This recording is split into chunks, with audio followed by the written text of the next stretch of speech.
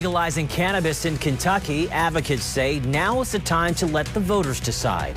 There's a new push to both legalize and decriminalize cannabis in the Commonwealth during this year's legislative session. As WLKY's Drew Gardner explains, this latest effort has even garnered the support of some law enforcement groups. Proponents for the legalization and decriminalization of cannabis say there is an appetite for action on this in Kentucky like never before. That's why they're pushing for a constitutional amendment that would ultimately let the voters decide.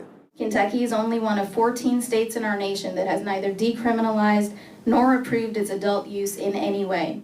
That's something Representative Nima Kulkarni and other Democratic lawmakers want to change. House Bill 225 proposes a constitutional amendment that would allow anyone 21 and older to possess, use, buy, or sell up to 1 ounce of cannabis without criminal penalties. If passed, the question would be added to the November ballot.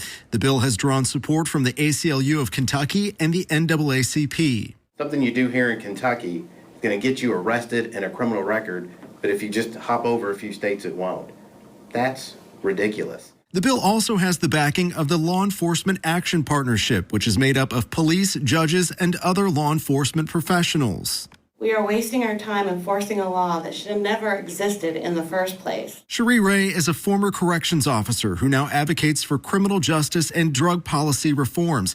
She says legalizing marijuana could lift a huge barrier in solving more violent crimes. If people are afraid that they will be arrested or fined for simple possession of something that's legal in so many states, we're taking away these opportunities to help solve crimes that we need to be focusing on. House Bill 225 would decriminalize marijuana and expunge certain previous convictions related to cannabis.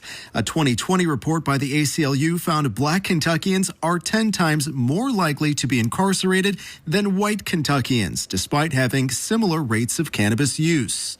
We know some hard truths, that Black folks and other people of color are the ones who are most impacted by the carceral system when it comes to criminalizing marijuana. They're now calling on the General Assembly to let voters decide whether now is the time to change that.